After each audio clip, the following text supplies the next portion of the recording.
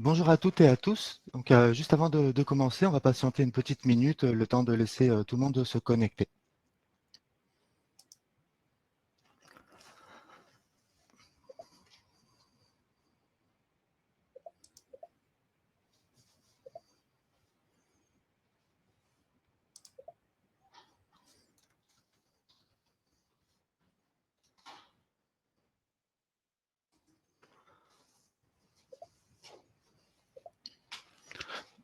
Donc, bonjour à toutes et à tous. Donc, bienvenue aux Semaines de l'évolution professionnelle, un événement 100% numérique destiné aux entreprises, salariés du privé et chefs d'entreprise. Cet événement a lieu du 10 au 21 octobre 2022 et on vous propose une succession de webinaires sur des thématiques en lien avec l'évolution en évolution professionnelle. Avant de commencer, une petite consigne. En effet, lors de cette présentation, je vais vous poser beaucoup de questions sur pas mal de diapositives, donc il y aura un peu d'interaction. Et pour poser toutes vos questions et répondre aux questions que je vais vous poser à l'oral, si vous pouviez utiliser l'onglet questions afin que je puisse répondre à toutes les différentes questions et puis qu'on puisse avoir une petite interactivité lors de cette présentation. Et n'hésitez pas aussi à liker, à voter sur les questions afin de les faire remonter dans la file de discussion pour montrer leur importance ou au cas où si j'en ai oublié une ou deux.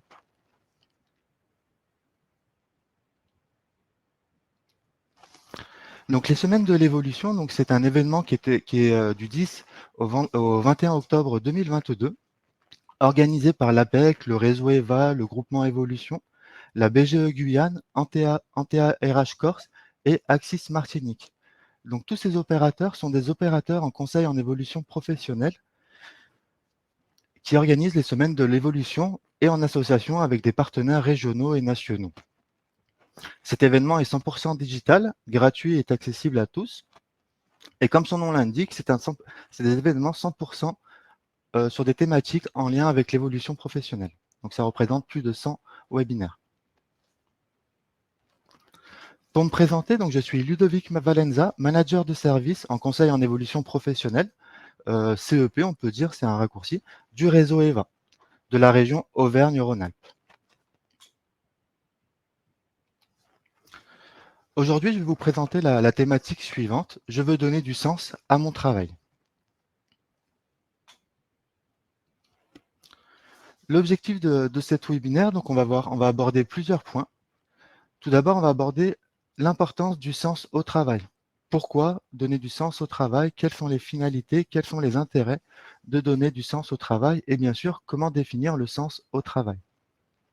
Nous allons aussi essayer de travailler sur 6 pistes concrètes pour donner du sens à son travail et expérimenter une méthode pour identifier qu'est-ce qui constitue du sens au travail pour moi. Parce qu'on peut déjà partir du postulat que le sens au travail n'a pas forcément les mêmes finalités pour chacun.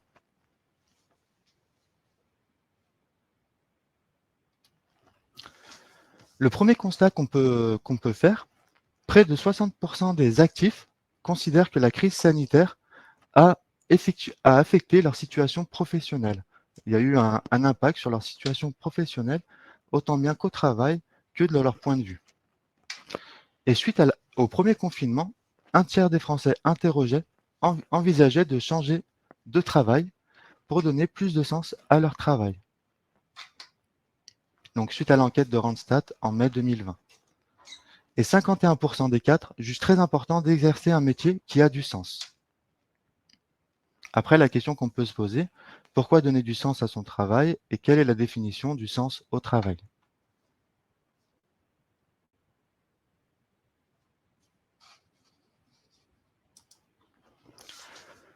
Donc selon vous, pourquoi donner du sens au travail? Donc vous pouvez essayer de répondre à cette question dans l'onglet questions. Donc n'hésitez pas à écrire vos réponses.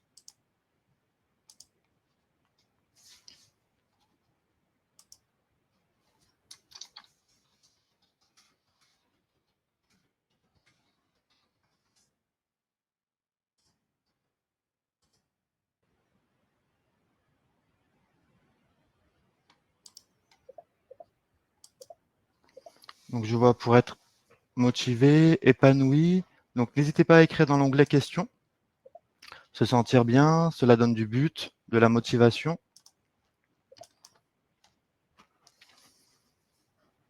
Donc on voit que déjà le travail a plusieurs intérêts. Donc par rapport aux différentes caractéristiques que vous avez citées, se sentir utile, équilibré dans sa vie pro et personnelle. Donc chacun d'entre vous, vous mettez des mots, des éléments différents. Et donc du coup, le travail a plusieurs intérêts, comme l'utilité, s'insérer dans un monde, actualiser son potentiel. Pour certains, ça va être aussi créer de la valeur. Et pourquoi donner du sens au travail selon vous? Donc je vois, ça peut procurer des fois des sentiments, un intéressement, un épanouissement. Et donc du coup, ça va donner un sentiment d'accomplissement, d'efficacité personnelle, et voire peut-être un peu plus, un sens à sa vie. Donc oui, ça va donner aussi des éléments motivants, de réalisation de soi. Mais comme j'ai pu apercevoir aussi dans la conversation, pour certains, le sens au travail n'est pas forcément une finalité.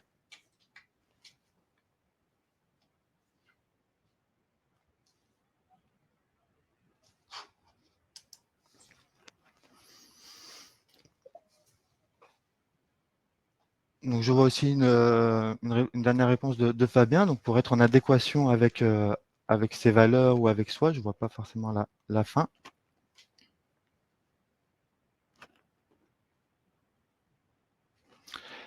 Et ça va procurer différents bénéfices de donner du sens à son travail. L'épanouissement, se sentir utile, développer de la confiance en soi qui est très importante, favorise la reconnaissance de ses pairs, favorise aussi, j'ai pu voir, le bien-être, l'épanouissement. Et comme j'ai pu voir aussi dans vos commentaires, dans vos réponses aux questions, ça va aussi se traduire par de l'énergie, de la motivation et du plaisir, surtout dans ce que nous faisons. Il est très important aussi d'avoir du plaisir dans les tâches que nous réalisons. Et le fait d'avoir du plaisir dans son activité, dans son travail, d'avoir un peu de l'épanouissement, bah, les tâches qui seront répétitifs, un peu plus ennuyeuses, soi-disant dites, bah, du coup auront une apparence un peu plus facile et seront moins contraintes pour vous. Pourquoi? Parce que le global, votre activité, votre travail donnera un peu plus de sens peut-être à votre vie, ou tout simplement vous allez avoir tout simplement un peu plus d'intérêt pour votre travail. Je vois beaucoup l'importance de trouver un équilibre entre la vie pro et la vie perso. Donc ce sont aussi des arguments qui remontent de plus en plus, hein, suite au confinement et aux différentes crises qu'on a pu connaître. L'utilité, se sentir utile, c'est très important. Certains disent de faire des métiers passion, mais la passion, est-ce vraiment un métier ou autre? Donc on peut aussi s'interroger sur qu'est-ce qui nous intéresse, qu'est-ce qui va nous motiver, qu'est-ce qui va avoir du sens pour nous. Donc chacun a ses propres motivations, chacun a ses propres termes, chacun se définit pour avoir du sens au travail d'une manière différente.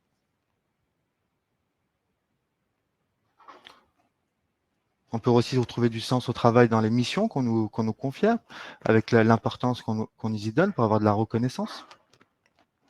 L'énergie, j'ai vu aussi, on y passe 8 heures au travail, donc ça épuise, on y passe du temps, donc ça peut aussi, voilà, participer à enlever ces freins-là.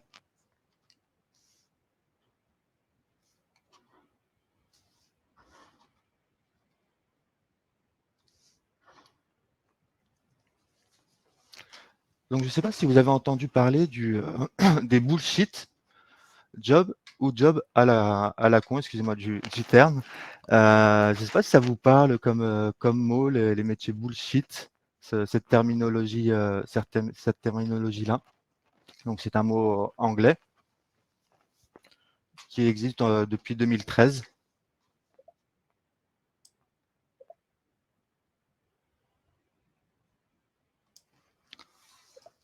Donc je vois que certains en ont entendu parler, d'autres non. Donc bullshit, ça veut tout simplement dire des jobs à la con. C'est suite aux évolutions et aux progrès technologiques et aux différentes révolutions digitales, voilà, tout ce qu'on connaît de notre quotidien, hein, le progrès technologique. Bah, du coup, ça a apporté plein de nouveaux métiers depuis les années 2000. Et pour une partie, de ces métiers-là, qui sont en lien avec ces révolutions digitales et ces nouveaux métiers, bah, certains de ces métiers semblent inutiles à ceux qui les exercent. On n'y trouve aucune utilité et entre guillemets train de dire, l'entreprise fonctionnerait très bien sans ces métiers-là. Donc on a dû créer des métiers, suite aux différentes crises et l'apport du digital, ben voilà, ça a créé des métiers qui n'ont plus forcément une utilité pour les personnes et même pour l'entreprise. Et donc du coup, beaucoup de personnes ont un sentiment que leur métier est vraiment, inutile dans leur entreprise et si on peut aller un peu plus loin, voire un peu plus loin. Et certains, bah, voilà, on traverse des crises, on a connu le confinement, on a connu le covid, on connaît différentes crises et ces crises-là, ces métiers-là, ont fait que les personnes, bah, se sont posées des questions, se sont interrogées et ils ont besoin, voilà, maintenant, c'est de donner du sens à leur travail. C'est pas forcément des valeurs qui étaient là auparavant et le bullshit, l'évolution des technologies, bah, a créé ces métiers-là et a amplifié ces données-là. Et les personnes, du coup, ont besoin d'avoir du sens, de donner un sens commun à tous. Et lorsqu'il est incomblé dans la vie professionnelle, ben, cela, ça va générer ben, de la fatigue, du découragement, de l'abattement. Ben, quand on n'a pas envie d'aller à son travail, on va souvent arriver peut-être en retard, on va être démotivé. On peut avoir aussi des fois des sentiments de tristesse, de désengagement, voilà, de même des fois pour aller dans l'extrême de dégoût par rapport à son travail et même ça peut aller plus loin par rapport à l'entreprise dans laquelle on travaille. Parce que des fois, avoir du sens dans son travail, ça ne veut pas dire forcément que c'est l'entreprise qui ne va pas, mais c'est peut-être le métier. Donc voilà, tout ça après, c'est des questions qu'il faut se poser, surtout dans votre contexte, dans votre situation. Euh, Des exemples, on va souvent les retrouver dans tout ce qui est des métiers des RH, de la finance. Dans ces secteurs d'activité-là, on va souvent retrouver des métiers qui ont été créés dans ce sens-là.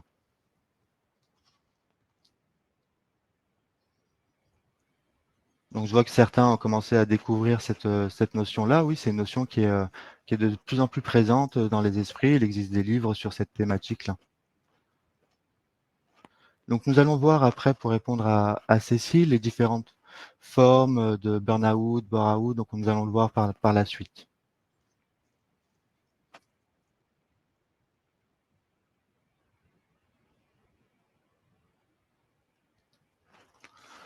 Ben voilà, c'est juste la diapo suivante. Donc la perte de sens peut engendrer différents on peut dire problèmes au niveau, ben, ouais, au niveau de la santé mentale, tel le burn-out, un mot qui est assez utilisé, qui est assez courant, et on va leur donner une définition. Donc il existe le burn-out, le bore-out et le brown-out. Bon, excusez-moi pour mon anglais.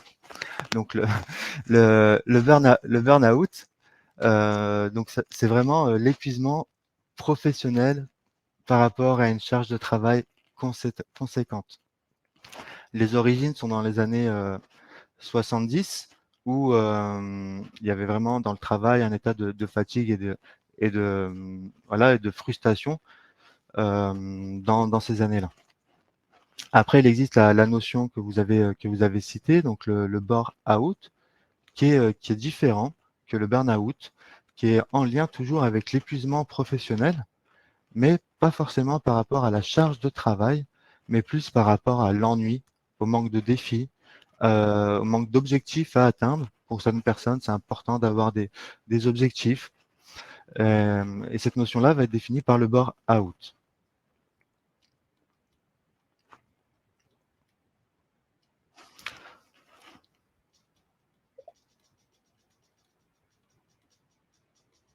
Et après, vous avez aussi le burn-out. Donc ça, c'est directement issu du burn-out, qui correspond vraiment à l'épuisement professionnel. Euh, Voilà, c'est vraiment là, ça va créer vraiment de la douleur, du malaise ressenti, de la perte de sens et ça va créer de la baisse d'engagement résultant, voilà, d'une perte de sens au travail et ça va créer un sentiment d'incompréhension complète sur bah, voilà, sur son rôle dans son entreprise, dans la structure. Donc ça c'est là le burn-out, c'est une notion, assez récente. Oui, le manque de reconnaissance va faire partie aussi de ces éléments-là. Mais par exemple, le burn-out, pour revenir sur cette terminologie là, donc le manque de reconnaissance, bah, tout ça, voilà, ça peut impacter sur des dépressions, sur même pour aller plus loin, voilà, sur des suicides.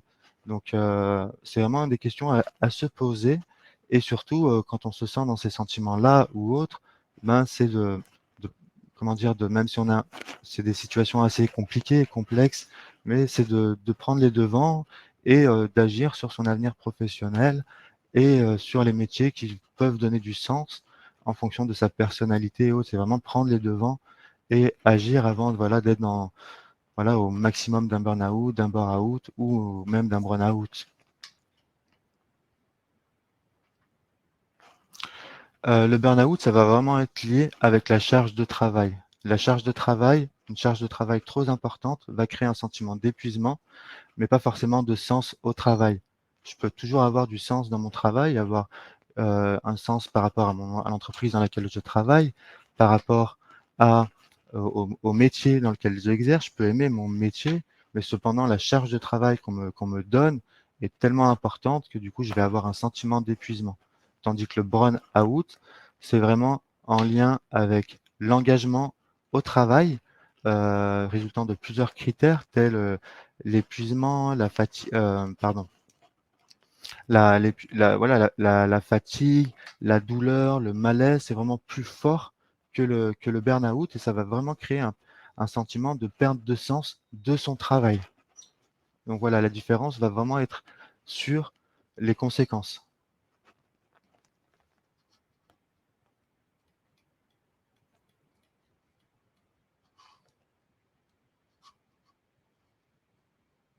Est-ce que ces notions, pardon, vous semblent claires? Donc oui, il y a le replay qui sera disponible.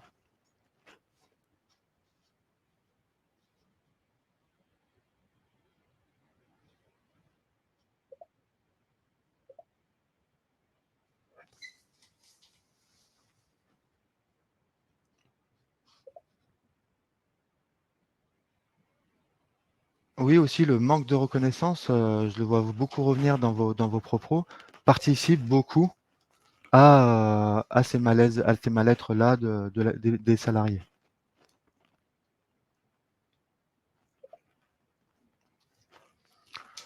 Donc le burn-out, pour aller plus loin dans cette notion-là, hein, qui est assez récente, qui émane du burn-out, c'est tout d'abord se poser des questions. Quelles sont les questions à se poser? Qu'est-ce qui fait que je me sens que j'ai tel ou tel ressenti, sentiment actuellement? Donc tout d'abord, c'est de se poser des questions, plutôt simples, hein. Ai-je le sentiment d'être inutile dans mon travail, au travail? Est-ce que j'effectue des tâches sans comprendre leur utilité, leur finalité? Mon travail a-t-il du sens? Est-ce que je souffre de plus en plus de ces situations? Suis-je moins attentif? Donc là, c'est des questions qu'on peut se poser déjà, des questions assez simples, efficaces, où ça va lever des points, des choses. Certainement et des fois, vous n'allez pas trouver les réponses. Voilà, mais il faut d'abord se poser des questions pour déterminer qu'est-ce qui, pour vous, peut vous faire sortir de ce sentiment-là. Tout d'abord, c'est de déterminer un constat, de faire un état des lieux. Et toutes ces questions-là sont en lien avec ça. On est d'abord dans, voilà, mon travail a-t-il du sens? Est-ce que j'effectue des tâches? On met à plat son activité et ses ressentis. Donc ça, c'est la première étape pour déterminer, pour établir un premier diagnostic et avoir une petite base pour élaborer voilà, une stratégie de reconversion, d'évolution, de changement d'entreprise, peu importe. Mais pour le moment, on est dans la première phase qui est de mettre à plat, c'est faire un diagnostic de sa situation. Et c'est très important pour déterminer ses intérêts.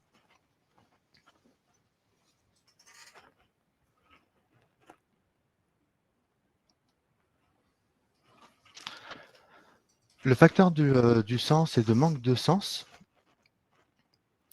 Donc, le top 3 des facteurs porteurs de sens au travail, ça va être le sentiment d'utilité. En effet, je l'ai vu beaucoup apparaître dans vos réponses, hein. Se sentir utile, l'utilité au travail, la qualité du collectif, des relations et l'impact sociétal. Et top 3 des facteurs qui sont destructeurs de sens au travail, l'individualisme, l'absence de collectif, le manque d'autonomie, de confiance, le manque d'utilité perçue. Et ça aussi, ce sont des éléments que vous avez fait remonter plutôt facilement, comme la reconnaissance, voilà, le manque de collaboration. Donc tous ces éléments-là, vous les avez fait remonter dans la conversation avec vos termes à vous, hein. Mais voilà, 3 facteurs qui donnent du sens et 3 facteurs qui sont destructeurs de sens.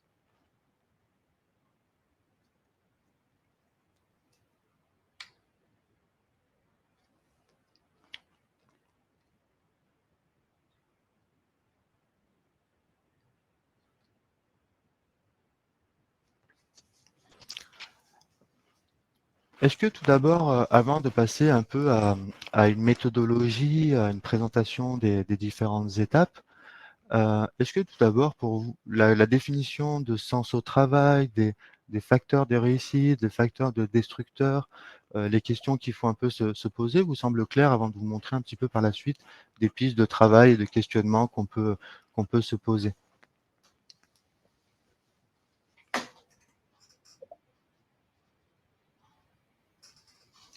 OK, donc je vois des pouces et OK, donc on va passer du coup à la partie suivante où là, nous allons voir, voilà, des différentes pistes, afin de se poser des questions. Donc on est bien sûr dans une phase de questions avant de déterminer une stratégie, un projet.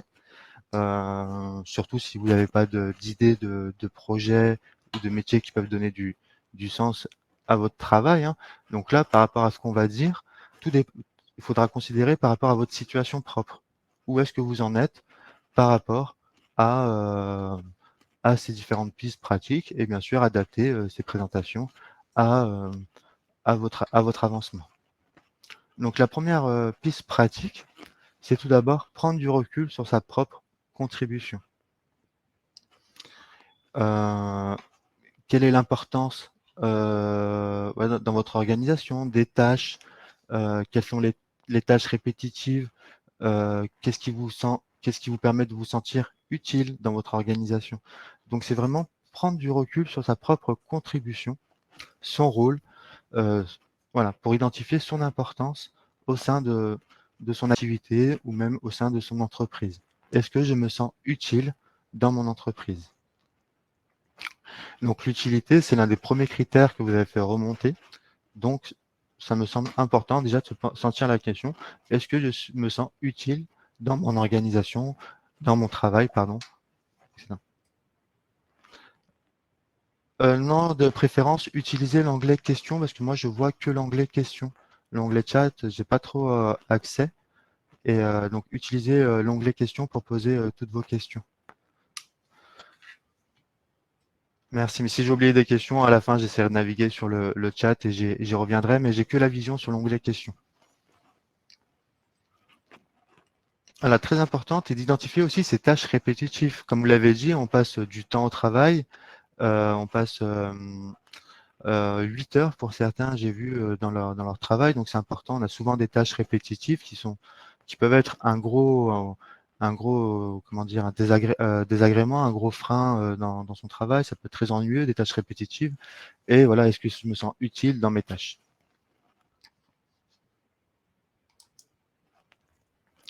La deuxième piste, qui est en lien avec les facteurs, hein, bien sûr, qui est créer du lien au travail. Comment créer du lien au travail? Est-ce que j'ai créé du lien au travail? Il est important aussi de découvrir les métiers de vos collègues, d'échanger avec vos collègues parce qu'ils sont au sein de la même entreprise et peut-être qu'ils n'ont pas forcément les mêmes visions. Demander là ce qui donne sens aussi chez eux dans leur travail.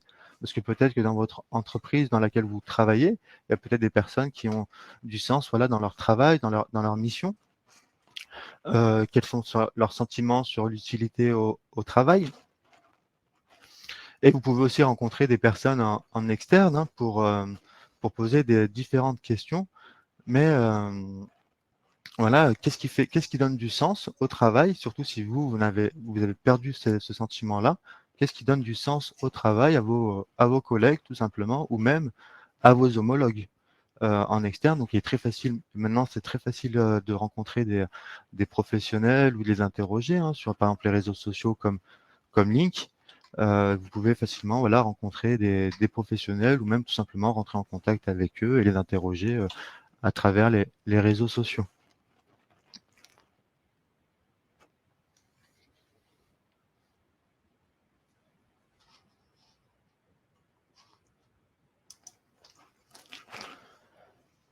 La piste 3, qui est de réfléchir à des nouvelles façons de s'engager. L'engagement, l'implication dans vos projets, pour certains dans le management de vos équipes, dans l'accompagnement des collaborateurs pour certains, dans les activités connexes des entreprises. Comment je peux m'engager? Quelle est mon implication? Quel est mon engagement dans mon activité? L'engagement, c'est très important parce que, ça va être en lien aussi avec la satisfaction, le sens et on peut s'engager aussi par des actions. Et il est peut-être aussi intéressant d'explorer, voilà, ce qui est possible à mon poste. Comment je peux m'engager? Qu'est-ce qui sont les manières de m'engager dans mon activité?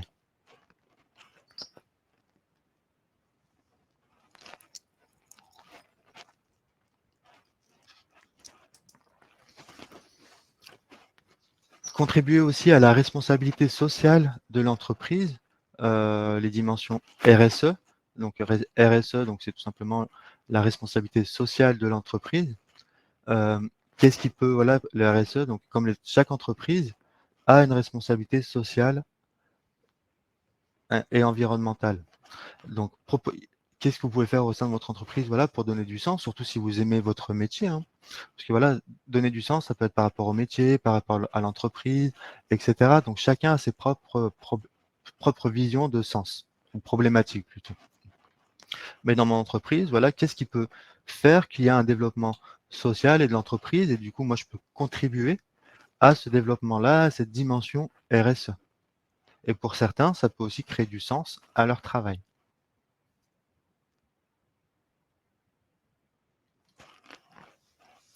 L'évolution, l'évolution personnelle, l'évolution professionnelle. Est-ce que vous avez un sentiment, un besoin d'évoluer? Et quel est ce sentiment d'évoluer? Est-ce que vous exploitez toutes vos compétences dans votre travail, dans vos fonctions, dans toutes les tâches qui vous sont confiées? Le sentiment, voilà, d'épanouissement au travail est très important, de développement des compétences au travail est très important, de reconnaissance, comme vous l'avez dit. Est-ce que je peux les développer en interne, en externe? Et tout cela va contribuer à son épanouissement, dans le sens où vous allez pouvoir valoriser, partager, développer vos compétences, qui est source d'épanouissement au travail.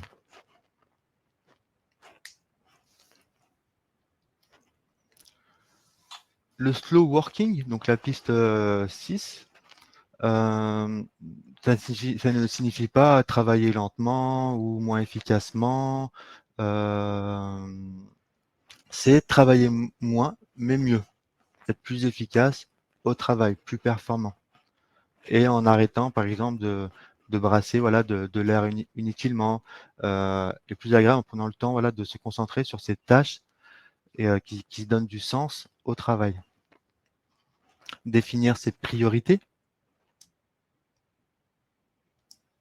parmi toutes les tâches qu'on a à faire, ces longues listes de tâches, définir comment dire, ses priorités.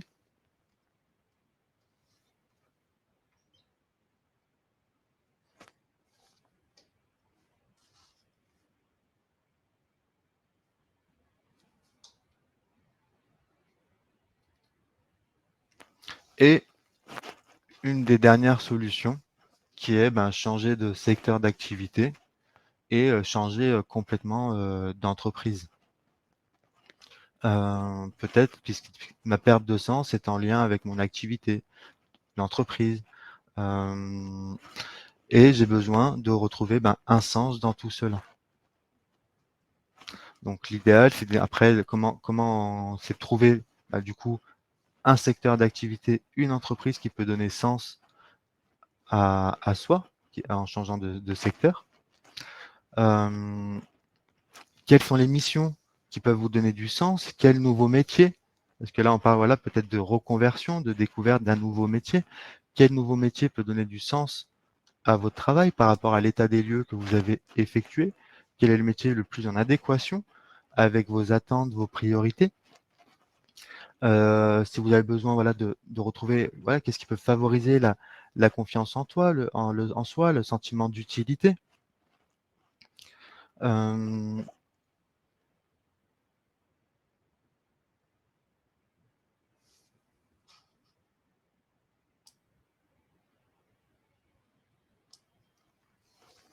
donc voilà, le changement d'activité peut être ou d'entreprise peut être une base, mais c'est vraiment la dernière solution. C'est d'abord étudier toutes les autres pistes, toutes les autres solutions possibles. Et si vraiment j'ai fait le tour de ces solutions-là, la reconversion, le changement de secteur d'activité ou d'entreprise peut être une solution.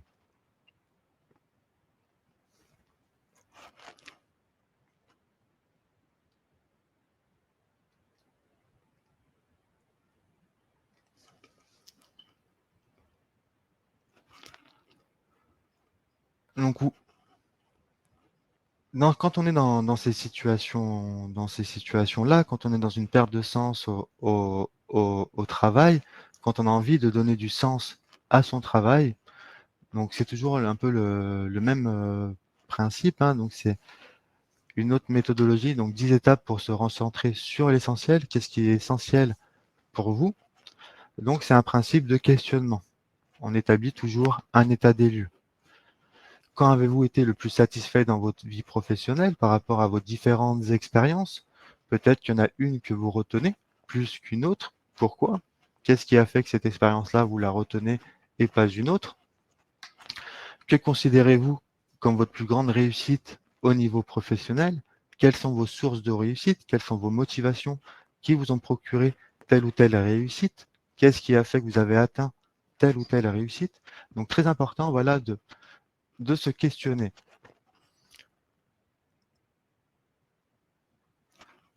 Pensez aussi à des situations professionnelles ou autres où vous avez eu ce sentiment de réussite, un sentiment intense. Quel poste, quel ressenti, quelles étaient les relations avec les autres. Donc, première étape, se poser des questions. Quel était l'endroit où cela a eu lieu? Type d'entreprise, une entreprise familiale, une multinationale, une petite PME? Quelle organisation? Euh, Est-ce que c'était une association? Voilà, une grosse entreprise. Quelle était la culture de l'entreprise, le patron, le responsable, l'ambiance qui est aussi dans l'entreprise a un impact sur sa vie quotidienne, comme on y passe beaucoup de temps. Qu'est-ce que vous avez apprécié dans tout cela? Quelle était votre contribution? Qu'est-ce qui a fait que vous avez eu ce sentiment-là? Quelle était votre part? Quelles sont les compétences que vous voulez développer? Savoir-faire, savoir-être? Les différentes capacités, les qualités que vous avez mobilisées afin de trouver voilà, des éléments moteurs euh, qui vous permettent voilà, de trouver un épanouissement au travail. Et aussi une méthode aussi qui est plutôt intéressante. Euh, donc c'est la méthode de la réglette. Voilà, vous pouvez tout simplement sur une échelle de 0 à 10 mettre voilà, toutes vos activités, tous vos questionnements, toutes les questions qu'on vient de, voilà, tout ce qui va ressortir des questions. Et vous pouvez tout simplement mettre 0, très mauvais, 10, idéal. Voilà. Je ne veux plus ça dans mon travail. En gros, j'ai une tâche que je ne veux plus dans mon travail. 0, quelque chose que j'ai aimé, une relation, la culture, l'ambiance, 10. Et c'est des choses qui vont me donner envie de retrouver tel ou tel secteur d'activité ou tel métier ou telle entreprise.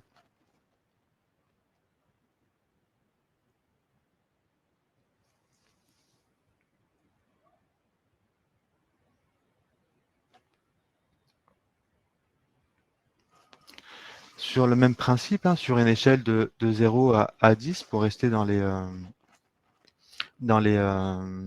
10 étapes, vous pouvez aussi vous répondre à cette question suivante. Où vous placez cette situation actuellement? Quelle est votre situation actuellement? Quelle note, entre guillemets, vous mettez à votre situation professionnelle? Afin voilà, de vous situer.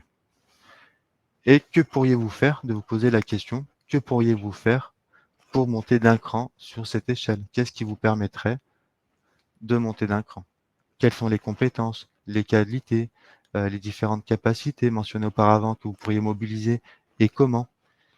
Et surtout, une fois qu'on a mis ce diagnostic, par quoi allez-vous commencer? Quel sera votre plan d'action?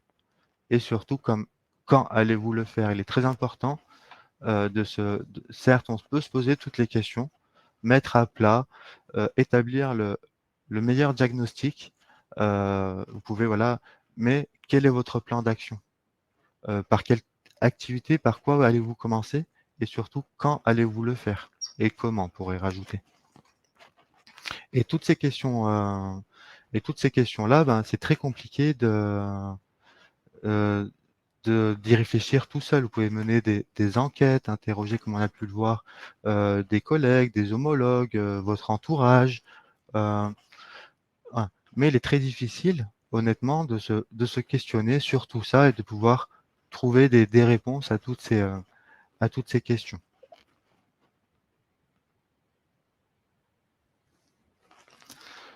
Donc je vois que pour certains, les différentes questions vous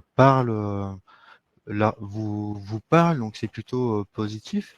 Donc certains ont pu faire des copies d'écran, donc n'hésitez pas, il y aura aussi le replay, hein. Mais il faut savoir que l'objectif, le rôle d'un conseiller en évolution professionnelle, c'est vraiment voilà, de, de, de vous aider, de co-construire, de vous apporter des réponses, des questionnements, des outils, de vous orienter même vers des interlocuteurs afin de vous aider dans votre réflexion. Et c'est tout le rôle du conseiller en évolution professionnelle, c'est vraiment ça, c'est vraiment de vous aider dans votre réflexion et par la suite, si vous le souhaitez, si vous avez trouvé des pistes de travail, de vous accompagner aussi dans la co-construction de votre plan d'action. Et c'est très important, votre plan d'action.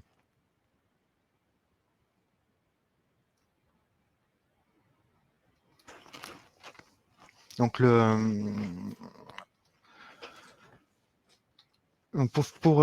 pour finir, donc je répondrai enfin, si on a un peu le temps, aux différentes questions. Donc, je vois, qu'en pensez-vous, renvoie sur un bilan de compétences. Un bilan de compétences, en effet, ça permet de trouver ses centres d'intérêt, de déterminer euh, un métier, de déterminer des fois même un secteur d'activité. Mais il est très important de se renseigner sur les centres de bilan de compétences avant de se lancer. Donc les bilans de compétences, c'est une très belle prestation, très importante quand vous êtes dans cette situation-là. C'est la prestation potentiellement qui vous faut si vous avez, voilà, si vous ne savez pas vers quel secteur d'activité aller ou métier. Mais il est très important de se renseigner en amont sur les bilans de compétences. Et de même, le conseil en évolution professionnelle peut vous accompagner dans ce sens-là.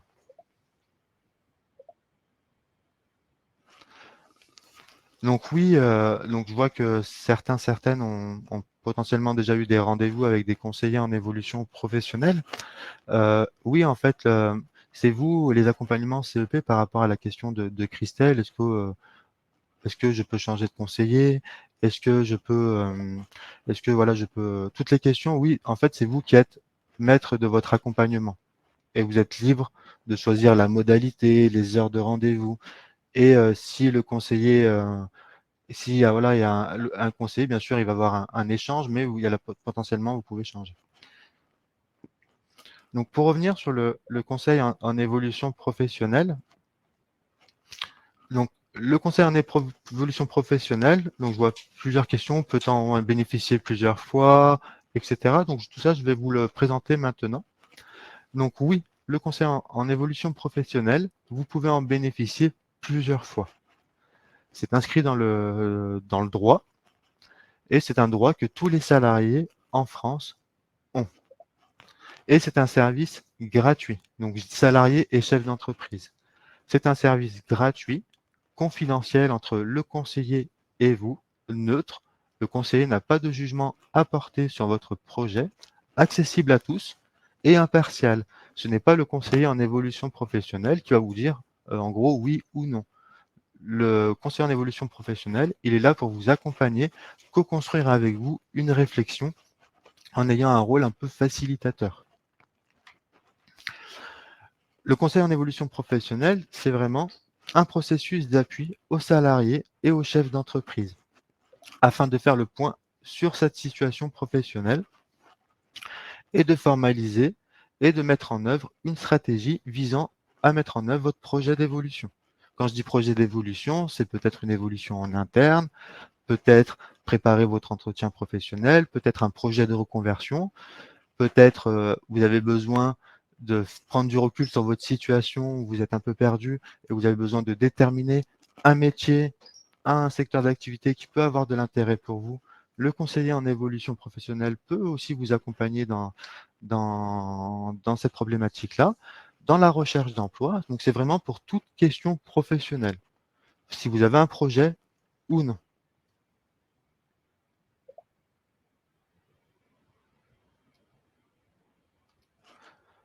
Donc il y a une question, donc est-il utile de préparer sereinement son entretien professionnel? Je dirais que oui, il est même important et indispensable de préparer son entretien professionnel. Voilà.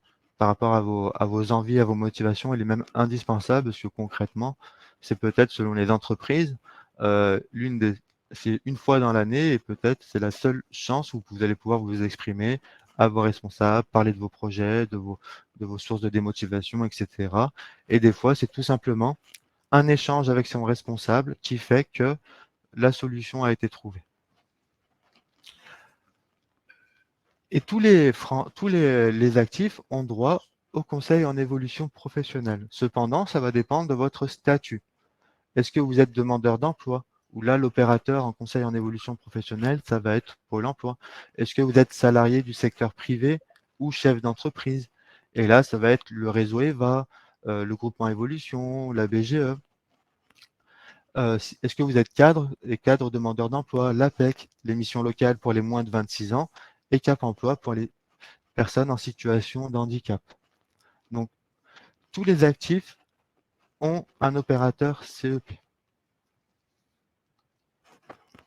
Et le CEP, l'objectif du conseil en évolution professionnelle, c'est vraiment, comme je vous le disais, de vous accompagner dans l'élaboration, dans la co-construction, dans la formalisation et dans la mise en œuvre de votre projet et de vérifier la viabilité et la faisabilité de votre projet.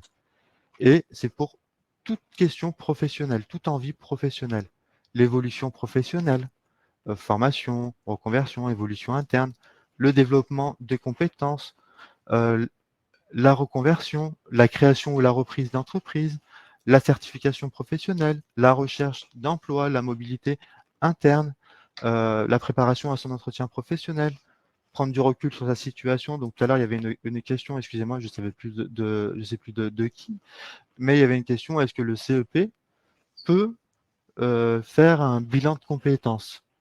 Le CEP n'est pas un bilan de compétences, mais le CEP peut vous apporter quelques éléments de réflexion vous aider à poser déjà un diagnostic, travailler cette situation et voir le résultat.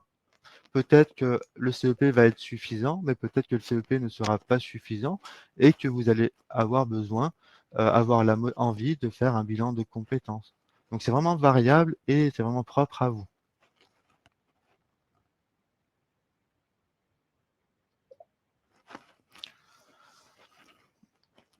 Donc, comment se déroule l'accompagnement en conseil en évolution professionnelle, donc pour les salariés et les chefs d'entreprise? Donc généralement, il y a un premier rendez-vous qui va durer en moyenne 1 heure et demie à 2 heures, où là, c'est vraiment un état des lieux, où là, vous allez pouvoir exprimer votre demande, votre besoin, quels sont vos freins, quelles sont vos problématiques, quel est votre projet, quel est votre questionnement. Et là, vous allez pouvoir accéder à un premier niveau d'information et identifier quelques démarches possibles et éventuelles à donner. Et par la suite, il y a un deuxième niveau d'accompagnement où là, ça peut durer jusqu'à 6 mois, voire un peu plus, hein, il n'y a pas forcément un critère de temps. Et c'est vraiment un accompagnement personnalisé, sur mesure, qui vous permet, voilà, de co-construire un plan d'action pertinent, de vérifier la faisabilité, la viabilité de ce projet avec un conseiller.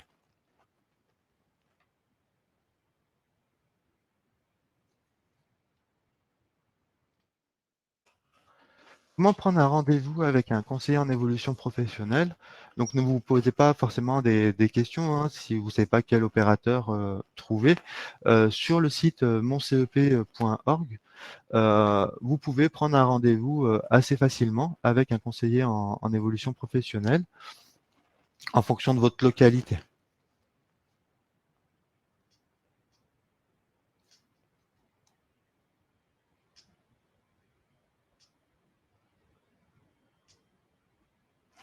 Alors pour les contractuels du public, hem,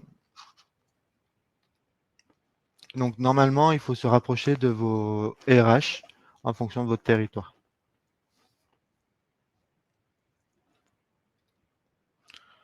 Donc merci pour votre écoute. Donc je vais voir si je n'ai pas oublié de questions. Donc n'hésitez pas à poser des questions, j'y répondrai. Donc j'ai vu pas mal de questions défiler sur, l'accompagnement CEP et j'ai envie de changer de conseiller. Oui, vous pouvez changer de faire une demande de changement de conseiller sans problème et selon les régions, selon leur opérateur, il y a un traitement différent.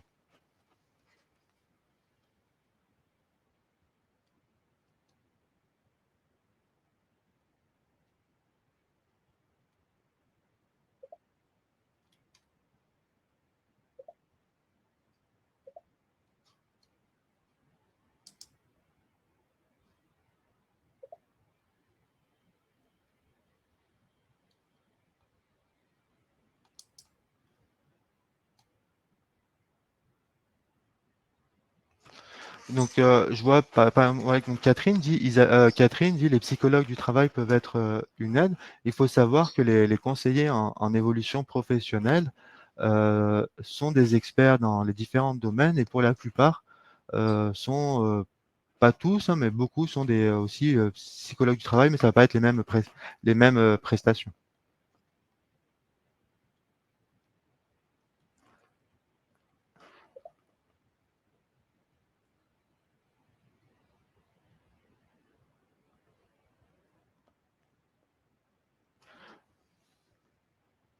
Donc vous allez pouvoir, voir un replay de ces webinaires sur, www.semaine-évolution-professionnelle.fr pour voir tous ces replays et tous les replays de toute la semaine.